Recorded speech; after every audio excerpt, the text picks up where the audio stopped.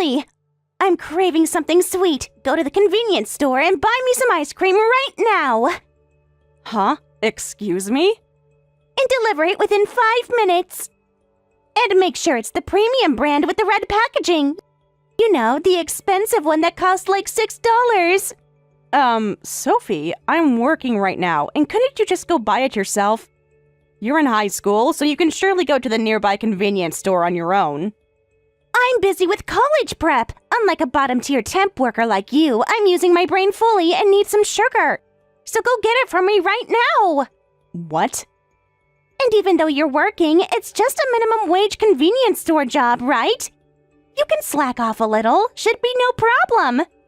Wait a minute, Sophie. Me, a temp worker? A convenience store job? What do you mean by that? Huh? What do you mean, what do I mean? I'm talking about you. Dad already told me about everything. That you'll be freeloading in our house for a whole year starting this week. That you're a washout who got laid off and now works at a convenience store. But even that wasn't enough to survive, so you came crying to my parents, right?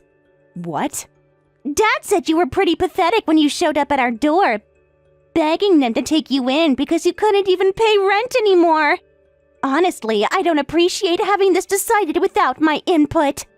I have college entrance exams this year, and now I have to live with a loser aunt? Do you know how much concentration I need for my studies? And now I have to deal with a desperate relative cluttering up our home. They should have just abandoned a laid-off old hag like you. Dad and Mom are too nice. All this about my part-time job and being laid off, your dad actually explained all this to you? That's right. He said it's about helping each other out, so I should cooperate too. Mom even said you might as well use her as a negative example. Like, seeing such a pathetic adult would motivate me to study harder. She told me your career collapsed because you never took your education seriously. That's why I need to focus on my studies now. Oh, is that so? But I thought that wasn't enough. So I decided you'll be both my negative example and my errand girl. It's the least you can do to repay our family's kindness, right? So anyway, go get that ice cream now. 5-minute time limit, okay? And while you're at it, pick up some snacks for my study session tonight. I need some brain food.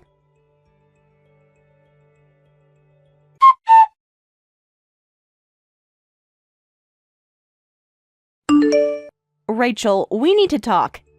This is enough. I can't handle being treated like a convenience store worker for a whole year.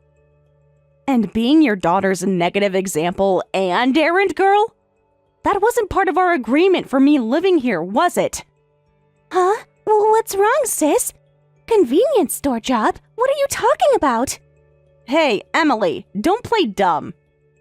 You two have been giving your daughter a convenient explanation. I was laid off and now work at a convenience store? And you even told her to use me as a negative example for her studies? How can you just lie to her like this? Sophie just ordered me to buy her ice cream within 5 minutes like I'm her personal servant. I'm sorry, sis. I really didn't mean for this to happen. I was planning to tell Sophie the truth. But then Daniel suddenly started saying you'd been laid off from work. And I just went along with it. We were going to correct it later, but it just seemed easier to let her believe that story for a while. And as a result, I'm being ordered around by my niece. Being looked down on as a bottom-tier temp worker and being told to buy ice cream within 5 minutes. Do you know how humiliating that feels? Your daughter even called me an old hag and a washout. What? Sophie actually said that? Oh my god, I never thought she'd speak to you that way. I'm so sorry. It's all because of your lies. What other fake stories have you made up? It's pretty rare for a high schooler to look down on her aunt this much. Well, we told her you were an incompetent employee who got laid off. And now you're working at a convenience store because you have to. And that you're sloppy so you don't have a penny in savings, and you're still single with no boyfriend, so you have no one to rely on. And that you came begging us to let you live here, so we're helping you out. But we never told her to be disrespectful to you like that, I swear. But what's the reality? It was actually Daniel who got laid off, and the reason was that he was too incompetent at his job. And he even tried to hit on a part-time employee. Before the affair could even happen, the part-timer reported him and he was immediately fired. The company was actually going to press harassment charges, but they let him off with just termination if he left quietly. We couldn't tell Sophie that her father was fired for such a disgusting reason. Right. And it's you two who don't have a penny in savings, isn't it? Because you, as a stay-at-home mom, never properly kept track of the household budget. And what little savings you did manage to put away all disappeared by recklessly jumping into crypto without telling, right? That's exactly right. That's why I consulted you and begged for your help. Thanks to you, we're now able to manage our living expenses. Without your monthly support, we'd be homeless by now. Right. So after all that, this treatment seems pretty awful, don't you think? I understand it would be painful to tell Sophie the truth, but making up a convenient story and casting me as the villain? That's going too far. I'm sorry. I'm so sorry. Daniel was the one who started the lie. He didn't want Sophie to lose respect for him. I never thought Sophie would treat you like an errand girl. You've been so generous, paying our bills and helping us stay afloat. I know that this isn't how we should be repaying you. If you have time to apologize, hurry up and clear this misunderstanding. Otherwise, it's going to affect your living situation. What? We can't just keep this fake story going. What? Do you actually think that's okay? But it's too late to change the story now. Otherwise, we'd have to tell her the truth. But Sophie is studying for college entrance exams this year. It's a crucial time. I don't want to burden her with all this. I don't want her to know about our family crisis. She's always been so proud of her father. It would crush her to learn what really happened. So you're asking me to continue to keep playing this terrible role? To keep being looked down on and ordered around by my niece? I'll handle everything. Just tell me when Sophie tries to make you run errands. I'll do everything in your place. Please, just go along with it for 1 year. Once she gets into college, we can gradually tell her the truth. By then, Daniel might have a stable job again. Fine, I'll ignore Sophie's attitude toward me, and I'll forward any errand requests directly to you. Let's see how that goes for a while, but if things get worse, I might consider moving out. Yes, I'll make sure things don't get worse. I'll go buy Sophie that ice cream right away. And I'll talk to her about being more respectful to you without revealing our situation. Thank you so much for your understanding, sis. I don't know what we'd do without you.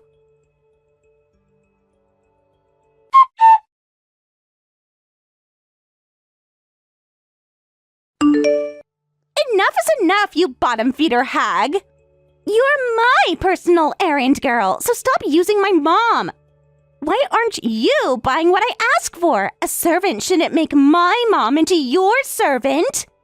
But your mom volunteered to do it herself. That's why I've just been forwarding your errand request to her.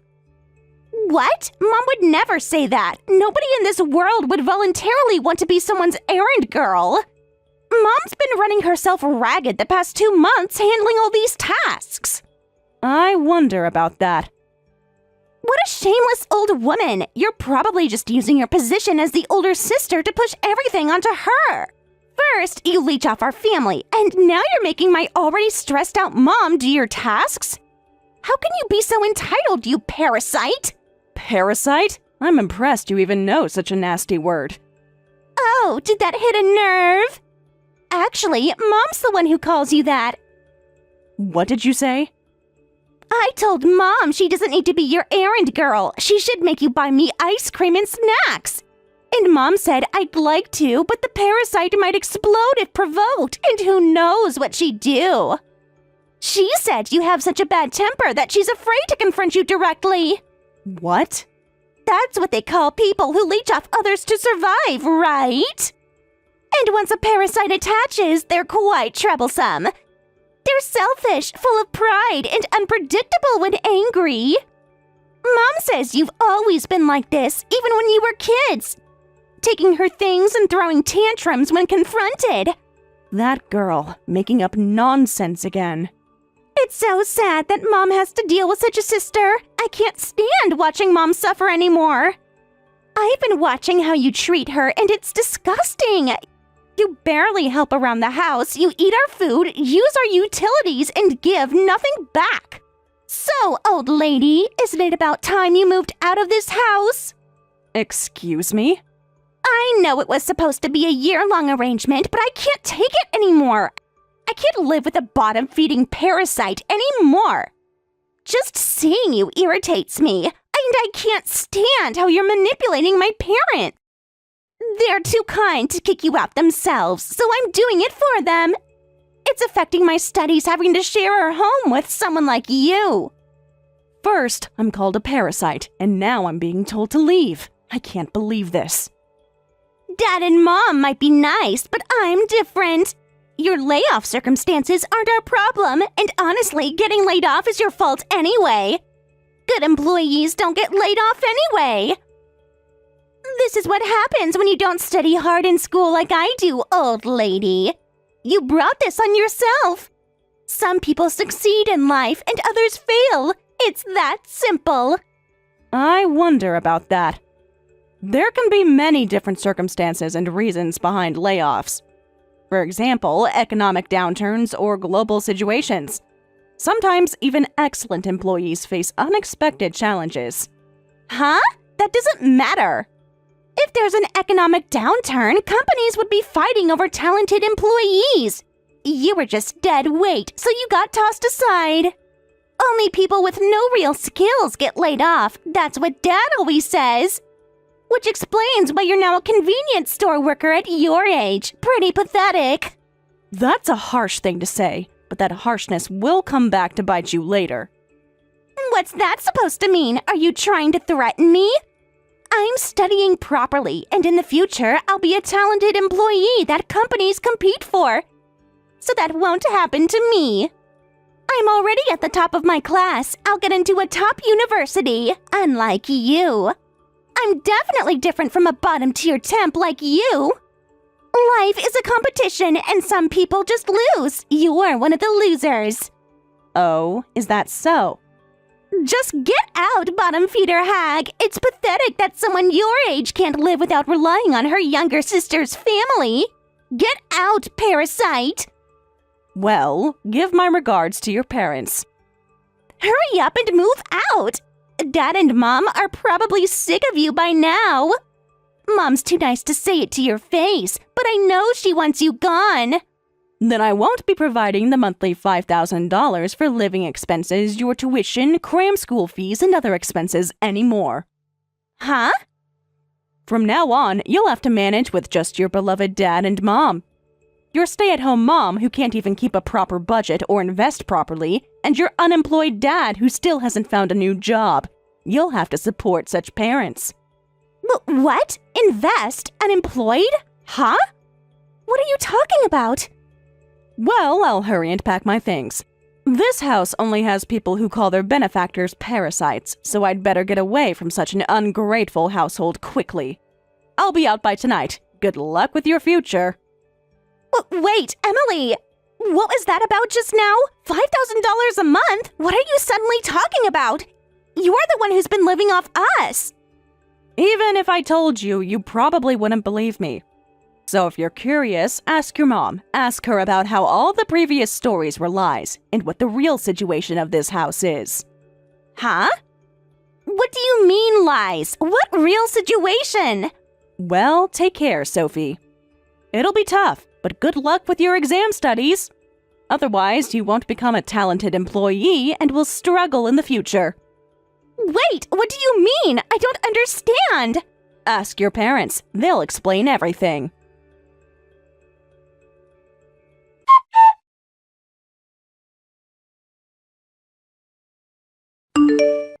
How could you do this to us, sis? Why did you have to tell Sophie everything? Because of you, we had to reveal everything to her. Do you know how devastated she is right now hearing all this? She's locked herself in her room and won't come out. It would have come out sooner or later. Maybe it's better that it came out early. It must have been painful for you as a parent to keep lying to your beloved daughter, right? This is the most painful part, having my daughter find out we have zero savings and her dad is unemployed. She looked at me like I was a stranger, like she couldn't believe her own mother would lie to her face for months.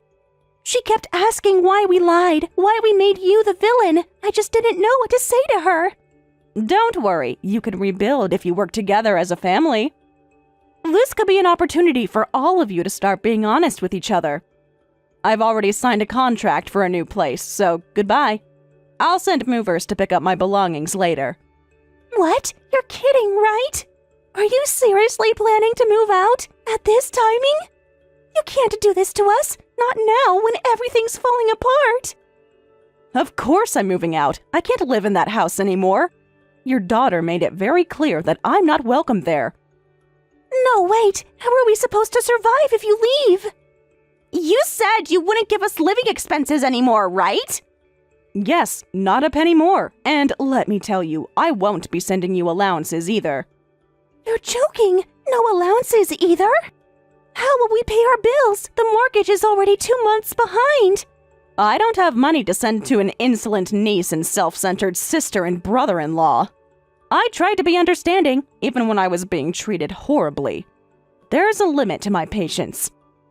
Don't say that and come back, sis. Daniel still hasn't found a job. Please, don't talk about leaving. Let's reconsider. Sophie was just confused because of the lies we told her. She didn't mean those things she said.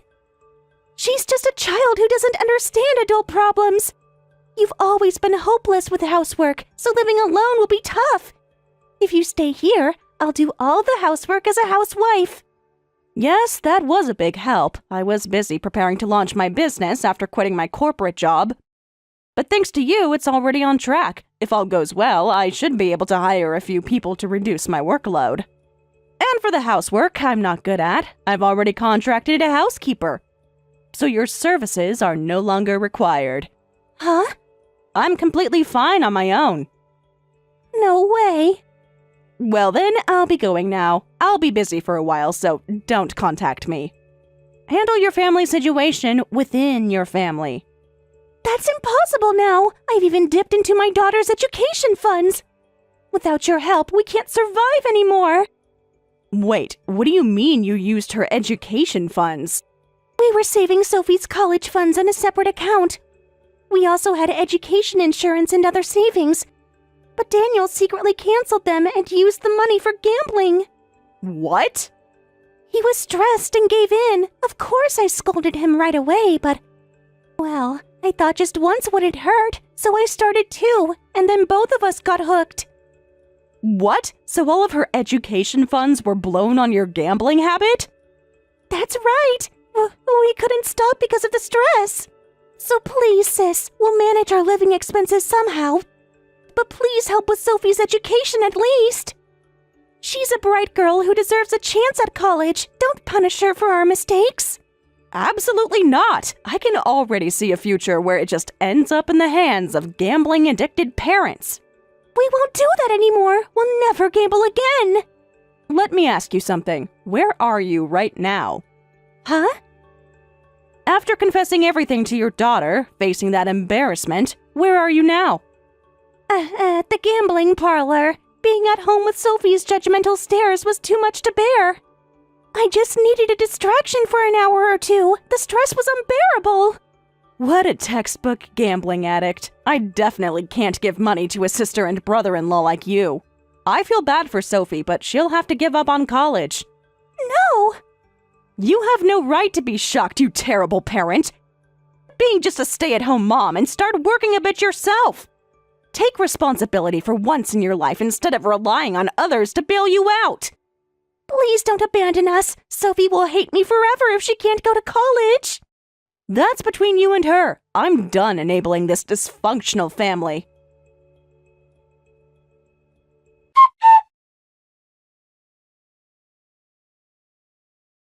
How could you, Emily? Abandoning your sister's family in this situation and moving out. After Mom and Dad explained everything to me, I understand now. Excuse me, but weren't you the one who kicked me out? Weren't you the one who called me a parasite and a bottom feeder? But I didn't know anything. I had no idea you were supporting us. I thought you were the one who needed help. That's what Mom and Dad told me. Please, Emily, come back home. Dad, our breadwinner, has been laid off, and our family finances are in big trouble. Mom just told me everything, how they've been lying to me for months, how they've been living off your money while pretending to help you. You've successfully started your business and are making good money, right? Can't you help us a little? Your family's layoff circumstances aren't my problem. And isn't getting laid off the employee's fault? Isn't that what you told me, Sophie? Oh, I'm so sorry about that. I didn't understand how complicated these things are. If your breadwinner dad had been a talented employee, he wouldn't have ended up like this, would he? I do feel sorry for you, but if you want to blame someone, blame your deadweight father. No, worse than deadweight. He's the lowest, trying to hit on young women when he has a family. What a terrible man. That's certainly Dad's fault, but I'm sure he had his reasons. Maybe work was so tough that he was driven crazy with stress. That's how he ended up making a mistake. Oh my, I thought layoff circumstances didn't matter, regardless of reason. Economic downturns and unavoidable circumstances don't matter. It's just about whether you're dead weight or not, right? Study hard and do well on your exams so you don't become like that. Isn't it wonderful that your father has become a negative example for you? That's not wonderful, it's the worst. How can I concentrate on studying in this situation? And there's no point in studying hard if I don't have money for college. Please, Emily, at least cover my college expenses. Otherwise, I'll have to give up on higher education. I've always dreamed of going to university. I've been working so hard for the entrance exams. Then why don't you just give up? Huh? Right now, you're like a parasite trying to leech off me. You wouldn't want to live like such a bottom feeder, would you? Parasite is harsh. How can you say that to your cute niece? I know I was terrible to you before, but that was because I didn't know the truth. I would never have said those things if Mom and Dad hadn't lied to me. It's impressive you can complain about harshness. Don't use words on others that hurt when they're used on you. You judged me without knowing my circumstances. You treated me like garbage based on assumption. That's... You're right. I was awful to you. I'm truly sorry. I was arrogant and cruel. I looked down on you without knowing anything. But please don't punish me for my parents' lies and my own ignorance. I really need to go to college. The most terrible thing is your attitude all this time. If you understand, don't contact me again.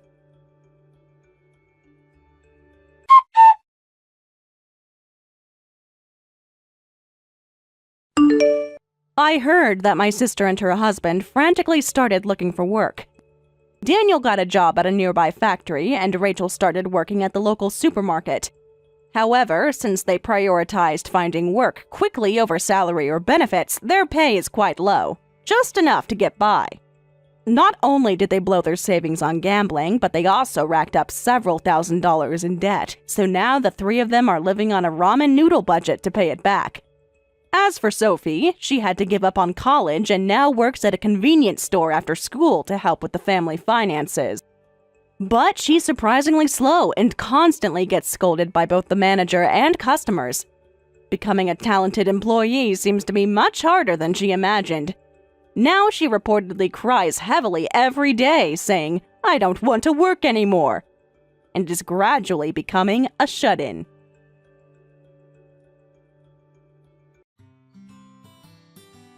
Thank you for watching all the way until the end. If you felt good after watching this video, please like the video. If not, please leave a comment and give us your feedback. Also, don't forget to subscribe. Your comments and likes help this channel grow. We hope you enjoy our other stories as well.